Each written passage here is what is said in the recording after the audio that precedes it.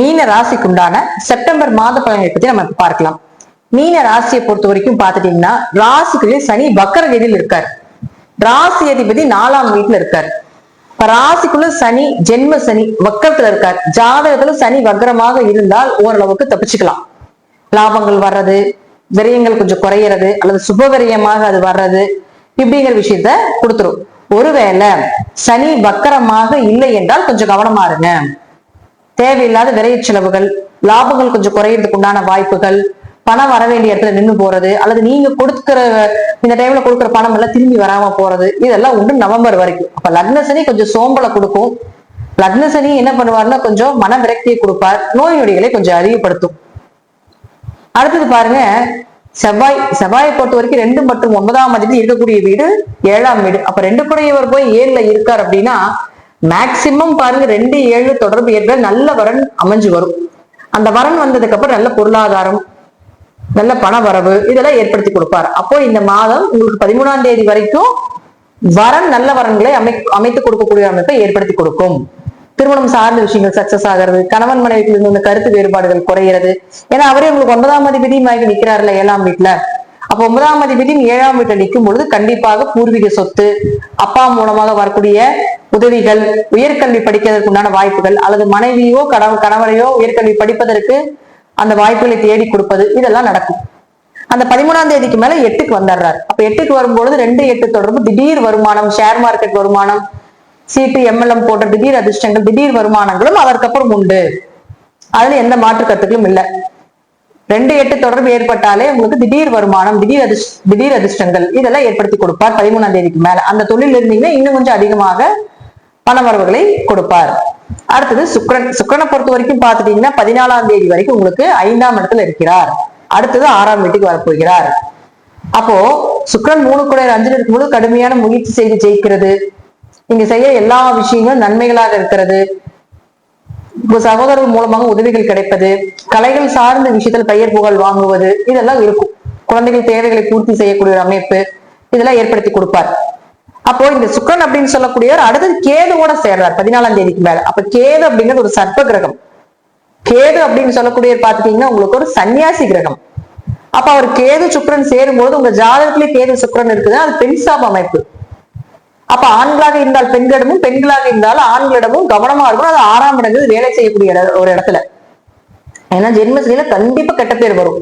செய்யாத தப்புக்கு கூட செஞ்சீங்க அப்படிங்கறது அக்கோட தெளிவா காட்டிடுவாங்க. தலை குனிஞ்சு நிக்க வேண்டியதான் இந்த சனி செய்யும் 7.5 சனியில.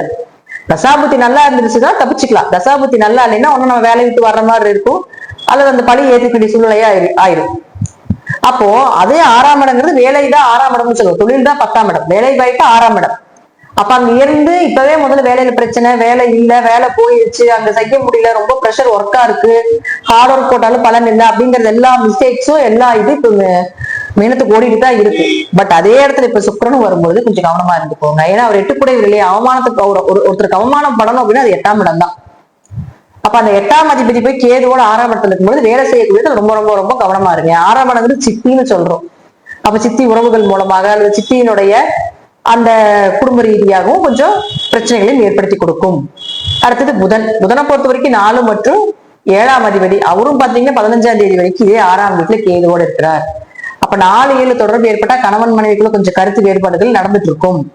அவங்களுக்கு யாரோ ஒருத்தருக்கு மருத்துவ செலவுகள் உண்டு, தேவையில்லாத குடும்பத்துல ஒரு மனக்கசப்புகளை ஏற்படுத்தி கொடுக்கும். ஒரு இடமாற்றம் பண்ண முடியல, வீட்டுல நிம்மதியே இல்லைங்க, மன ரீதியாக உடல் ரீதியாகவும் பிரச்சனைகளை இப்ப மீனம் சந்திச்சுக்கிட்டு தான் இருக்கு. அது 15ஆம் தேதி வரைக்கும்.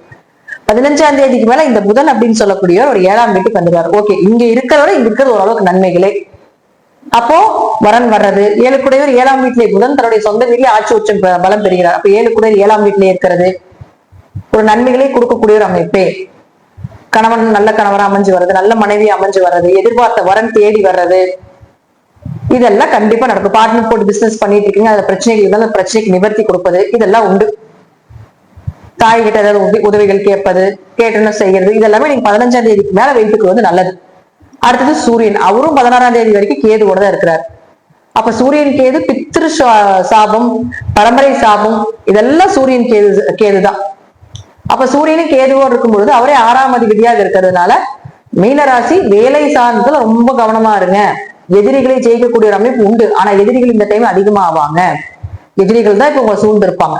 யாரை நம்புறது, யாரை நம்ப வேண்டாம், எதுவுமே. இதாவது கேது அங்க இருக்கக்கூடிய உண்மைகளை சொல்லி கொடுத்துரும். கேது அங்க இருக்கக்கூடிய சனி அனுபவத்தை கொடுத்தாலும் கேது அடுத்த கட்டம் என்ன பண்ணணும், ஏன் மிஸ்டேக் ஆச்சு, எதுனால அப்படிங்கிறது கேது கொடுத்து அந்த உண்மையை தன்மையை கொடுத்துரும். அப்ப இப்ப இதெல்லாம் நடக்கும். யார் உங்களை குத்துறாங்க, யாரு எந்த இடத்துல உங்களுக்கு கெடுதல் செய்யறாங்க, யார் உங்க முதுகுல குத்தி உங்களை முன்னாடி நிக்கிறது, யாரை நீங்க நம்புனீங்களோ அவங்களே உங்களுக்கு எல்லாமே அகேன்ஸ்டா வந்ததை யாரு என்னங்கிற விஷயத்த இந்த கேது இந்த சூரியன் இங்க இருக்கிற வரைக்கும் ஏற்படுத்தி கொடுத்து விடுவார். அடுத்தது அவரு 7ஆம் வீட்டுக்கு போயிடுவார். அதுக்கப்புறம் ஓரளவுக்கு நன்மைகளை கடன் இங்க இருக்கிற விட இங்க இருக்கும்பொழுது கடன் சார்ந்த விஷயங்கள், நோய் சார்ந்த விஷயங்கள்ல கொஞ்சம் குறைவாயிடும். வேலையில அவ்வளவு பிரஷர் இருந்தது, இந்த பிரஷர் எல்லாம் கொஞ்சம் குறைஞ்சிடும் 15ஆம் தேதிக்கு மேல. அதனால எப்படி இருந்தாலும் கிரகங்கள் அதனுடைய கடமைகளை செஞ்சுதான் தீவிர அதுக்கு வழிகள் இல்லை, நம்மளும் அனுபவிச்சுதான் அவங்க கர்மாவை வாங்கிட்டு இருந்ததுனால. ஆனா கொஞ்சம் கவனமாக இருந்து அது என்ன ஏதுன்னு கொஞ்சம் தெளிவா சிந்திச்சு செயலாற்றுங்கள். இறை வழிபாட முக்கியமா வச்சுக்கோங்க. அனுதினமும் கோயிலுக்கு போனாலும் நன்மைகளே. 7.5 சனி நடக்கும் போது சிவன் கோயிலையும் பெருமாள் கோயிலும் மிதிச்சே ஆகணும் அப்படிங்கிறது விதிக்கப்பட்டது. கோயிலுக்கே போகாம இருந்தீங்கனாலும் கூட கோயில் வாசப்படி மிதிக்க வச்சிருவாங்க.